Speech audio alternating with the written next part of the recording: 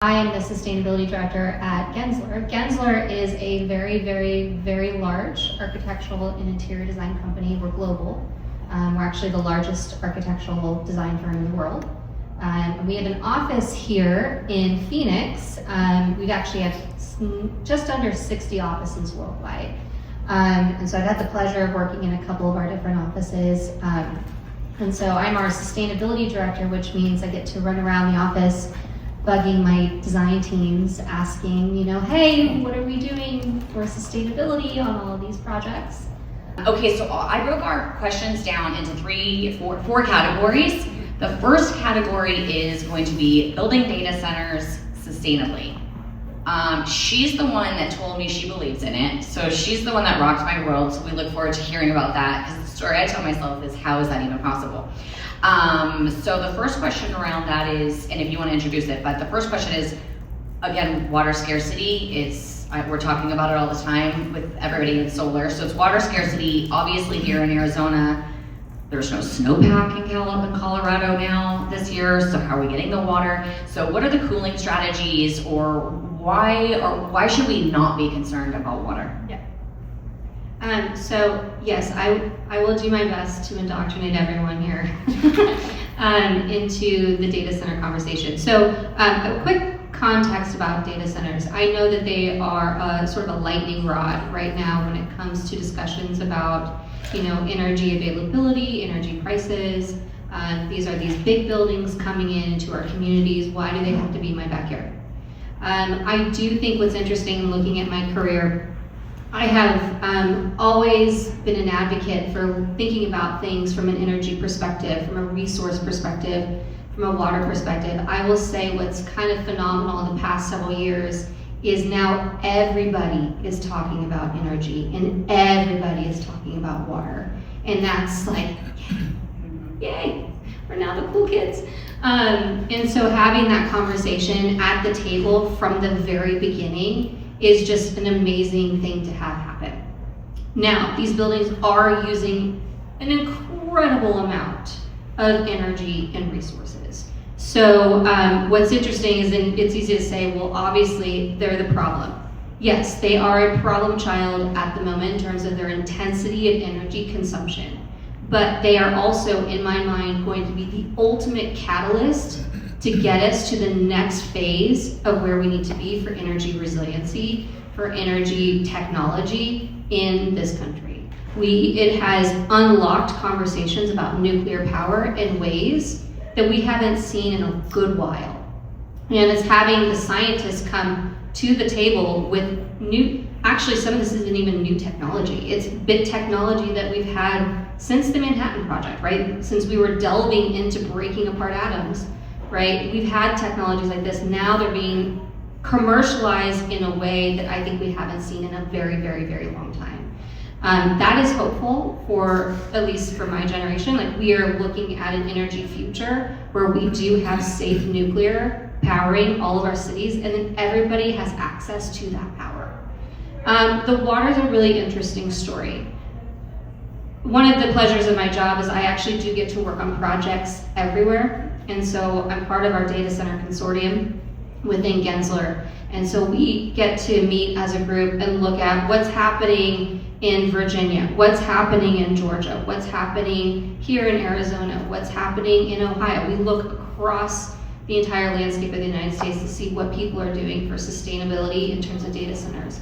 And what's interesting is here, the water question is actually very interesting. When data centers come here to ask for water, they know it's an uphill battle. They already know it's going to be a fight for them. So they come in with new technologies in their back pocket, or maybe sometimes in their front pocket, of how they're going to cool these data centers without needing water. Because the water, the promise that's going to be there, there's no guarantee at all. And so some of the first conversations I have with these developer partners that are looking to bring data centers into these different markets is I ask, okay, so where's your power coming from and what's your stored with water? And they say, oh, water, we're gonna do a dry cooling system or air-cooled chillers so that don't require a bunch of water to cool our systems, because they know they just won't get the water rights. It's just like an uphill battle for them. What's interesting though, with that technology comes an energy penalty. Evaporative cooling is the most effective way to cool anything in a hot, dry climate. We sweat very efficiently out here in the desert to cool our bodies. We do the same thing with our buildings. It's an incredibly efficient means of cooling a system, but it is very water intensive. So normally when you switch to something that doesn't rely on water evaporating to take the heat off of a system, and instead keeps it in a closed loop system, it's probably about 20% more energy intensive. So that's that balance. Do you do an energy efficient method, or do you go with the water intensive method? So what's really fascinating here is it puts that critical conversation about energy, it like ramps it up even more. How are we going to resourcefully and respectfully within our communities power these data centers? The last thing I want to say about data centers is I think I also have the privilege of sitting kind of where I am in my career. I will admit I'm in my late 30s. So I'm looking 30, 40 years down the line. What do our communities look like? What sort of development do we have going on? What's the resource depletion or management system looking like in 30, 40 years? And what's interesting about data centers with COVID, we all went into our homes and we created this really interesting relationship with technology. We were sitting there on Zoom calls, right? We're looking at each other's lives. Tech becomes like everywhere within our lives. And so I think we talk about the move going back into our offices and sort of the lack of comfort. We are trying to supplement that with technological comforts that we had at home, right? The customization of things, the AI that's always there. So if we want that future where things are, technology's our friend, it's in our back pocket, it's supposed to be making our lives better, and it's making us have that work-life balance, data centers are going to be the new utility that's going to make that happen. You're looking 30 to 40 years down the road, and how are data centers going to be impacting us, and how is building going to be impacting us? Why are communities like this going to be successful or not successful as you see it?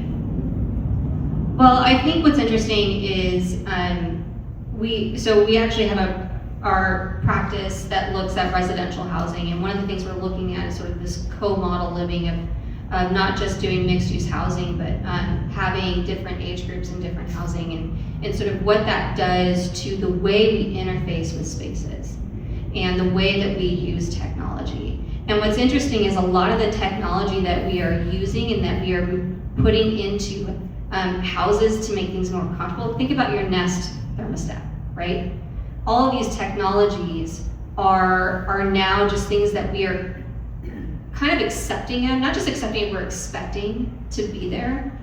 All of that relies on DC power, right? So this idea that you could have a standalone building that is being supplied by solar panel on top, and that this is like this tiny machine that just feeds itself and works itself. I think that is going to be a future model where we're going to have these discretized little machines making and using their own energy. I think we're going to really see a kind of breaking apart of the utility structure.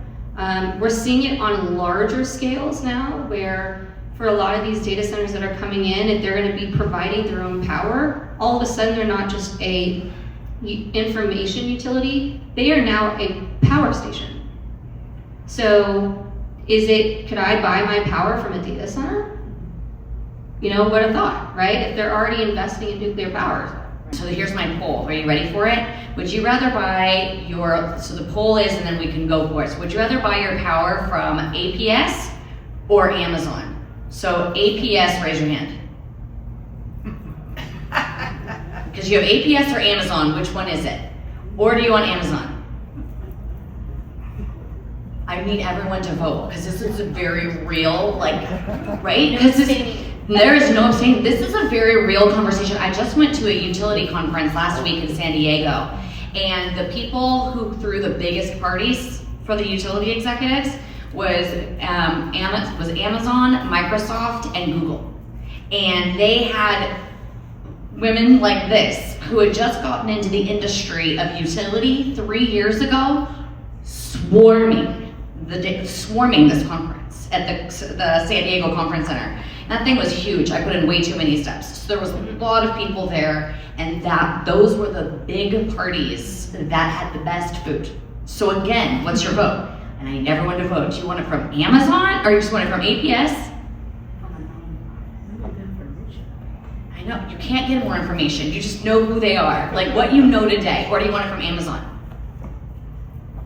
Interesting, it's like 50-50. Yeah. But it's, I mean, again, it stops people like her and I who are like, wait, what is it going to look like? And the last thing I'll say, and I'll ask another question. About 7 years ago, I had an opportunity to meet with a retired COO from one of our utilities and asked him, I thought Sunrun, right, the leasing companies who were selling solar, I thought that they were going to be the competition. I said, so who's your competition? Like in the utility space? And I thought he was going to say the solar leasing companies. He said at that time it was going to be Apple or Meta. And this was 7 years ago. And I was like, what? And he said, lines and poles are easy. Understanding how people consume energy and moving the electrons between the spaces is the hard part.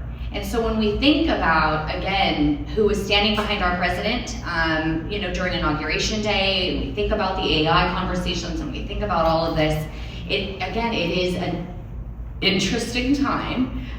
Nobody cared about it until today on electricity. Extreme heat is becoming the norm. How does that changing the building envelope? Are codes changing? Are developers in the building, the commercial space and the home building space being pushed? Like I know for me right now, OSHA is talking about how will I deploy my staff safely, right, onto homes. And there's times in which I think that I have to like call the customer and be like, hey, they're gonna be working on your home today. It's kind of hot. If for any reason they get hot, they need to come inside. Will you let them inside? Like this is where we're at, right? And so how are now, from a residential or a commercial space, how are developers thinking about building more environmentally or energy efficient? So the extreme heat is probably one of the most important resiliency topics that we discuss. So resiliency, just for some quick foundational definitions, resiliency is about looking at the future, future-proofing your space, your community, your building, and then allowing you to bounce back quickly and in the event of an extreme event, right? So here, it's very easy to think if you're in Miami, right? An extreme event is a hurricane, right? It comes through, barrels through. How does that community bounce back quickly? That's the resiliency conversation. Here, we don't have earthquakes, we don't have hurricanes, I come from Oklahoma, we don't have tornadoes, right? What do we have? We have extreme heat. And it's an interesting lens to think about catastrophic events because it's a slow roll, right? It's the summers just keep getting hotter. But it is a real thing. We've seen data showing that actually for OSHA, we're projecting labor hour loss because it is going to get too hot to have outdoor laborers. What we've started to see in the construction industry is actually, and this is big construction, is night shifts. A lot of things happening at night, which is great for climate event, for the climate of working, but also maybe not great for your families, right? You kind of want to be home with your families and your kids. And so that's when we think about long-term planning, not just like a building itself, but community development, large-scale developments. How are you going to make that development buildable safely, but also long-term, think about the outdoor comfort of these spaces. Shading does a phenomenal job. That evaporative cooling that I talked about happens at almost like a physiological level, right? So if you can get misters, I personally hate misters because it really messes up my hair. Also they're only effective for like the 5 feet that you're close to, which is when it messes up your hair. And so those strategies are obviously being employed. There is some fun technology happening with building materials. We're seeing some really interesting roofing technology come out. But we're also looking on the inside of a building, how to mitigate that heat transfer. One of the things though, I have to quote a professor I had from grad school. We have made buildings very, very, very complicated to build. We have layers upon layers upon layers upon layers in the envelope of your building. And so one of the complications with that is that all of these layers have to work in coordination to mitigate these thermal swings. And they're also supplied by different people with different warranties, right? So everything is becoming complicated. And so I think the more that we can go back to age-old, time-tested traditions of how you build in the desert, I would like to see more of that. It also holds on to the character here. Wait, what are those like I have a slump block house, is that what you're talking about?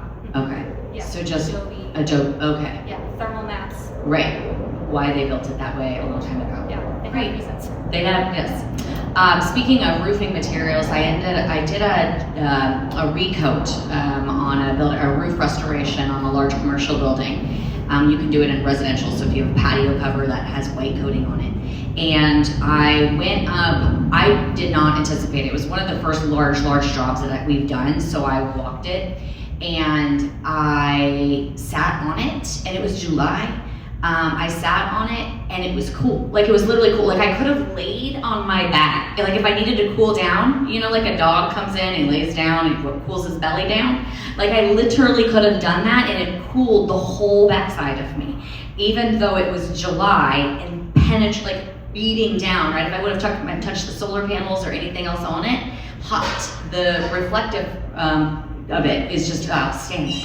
And I was just utterly shocked.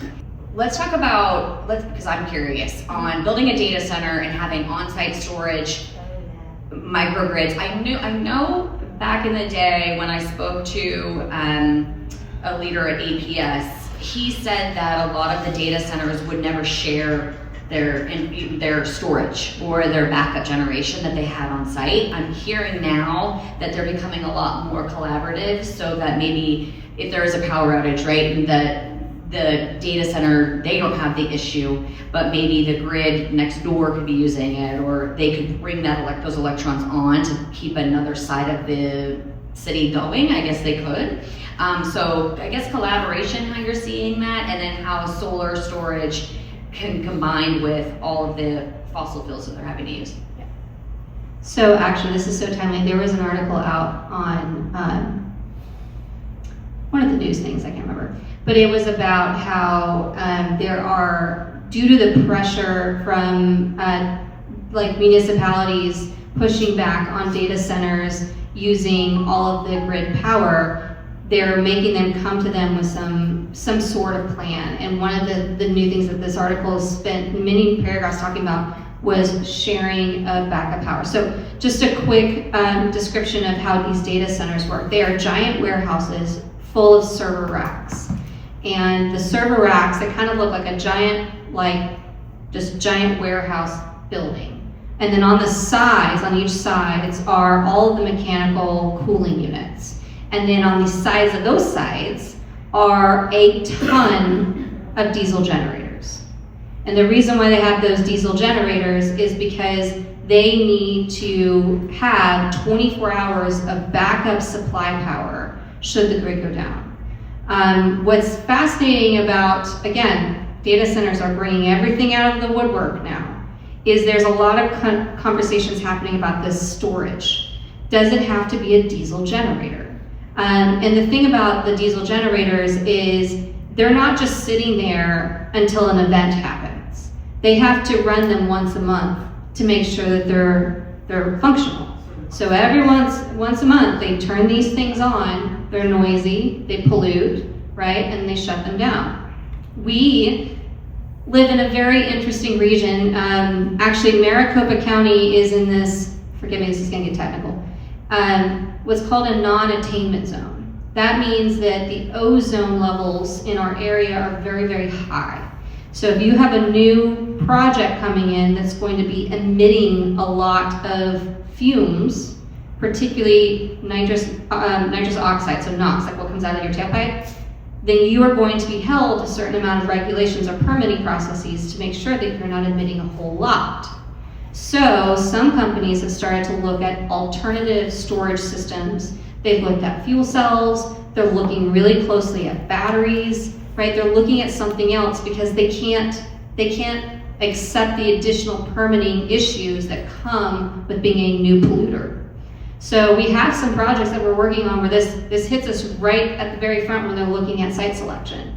And we say you're in a non-attainment zone. So question, where are you getting your energy? What's the story with water? And let's talk backup power, right? Those are the three conversations that we end up talking about. And what we're starting to see from a very high level, like the Googles, the Metas, the Amazons, because they have such a public eye on them right now, they are not only looking at on-site generation with nuclear power, but they're also looking at advancing new technology with batteries and then allowing cities to use those batteries to go into emergency mode if an event happens with the power grid. And they're actually folding those into like the land sales. Like if you come here and you want, to come to this community, or if you want our power, these are the concessions that you're gonna have to make.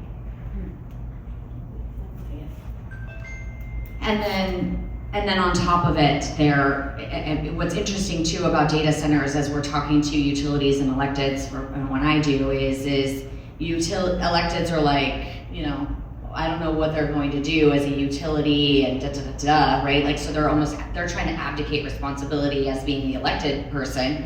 And then when I talk to the utilities are like, well, it's up to economic development, right? If the mayor or the congressperson or the city council or whomever it is, superintendents, if they want to bring on data centers into that community, then we'll power it.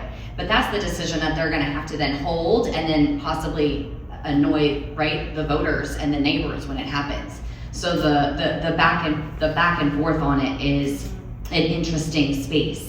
And let's talk about Arizona and just the future for retirees and this community and design. What do you see? I guess how do you see, if anything, again, building different communities, building the ecosystems? Should PebbleCreek have a microgrid?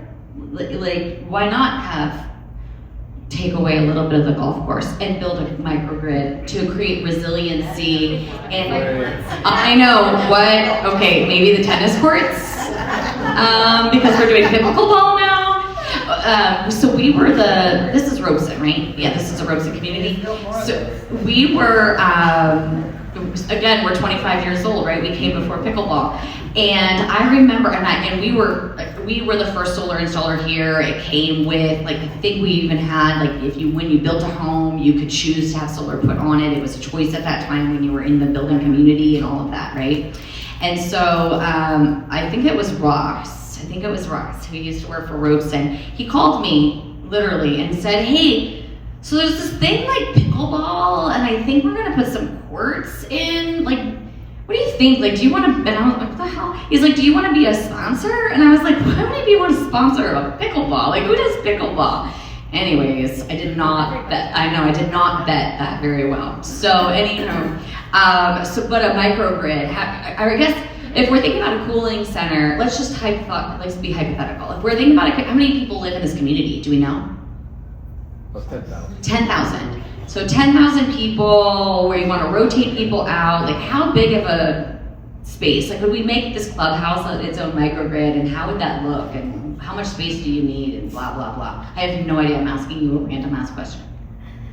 And again, it's a cooling center because, again, I'm talking to utilities, and they're like, yeah, brownouts are probably going to be normalized. Like, that's the conversation that utility executives are having with me of, like, we have very resilient power here. I'm born and raised here, but word on the street, when y'all, because of other issues that are happening on grids in other states, having consistent, reliable power is something I should be grateful for as an Arizona native. But fast forward, the conversations of the other utilities is that there could be more brownouts in our future. So if we're gonna have brownouts for 5 to 7, 8 hours, how do we stay cool? Because it's probably going to be in the summertime. And so how do you make it so that you're not having to go all the way down to the baseball park, right? How do you make it that these communities are almost self-serving? So that's a random question. Well, I would like to actually go one step further in our time machine. I actually think it would be really amazing if there was this future where energy was yours. Right? The solar that you have on your house powers your house.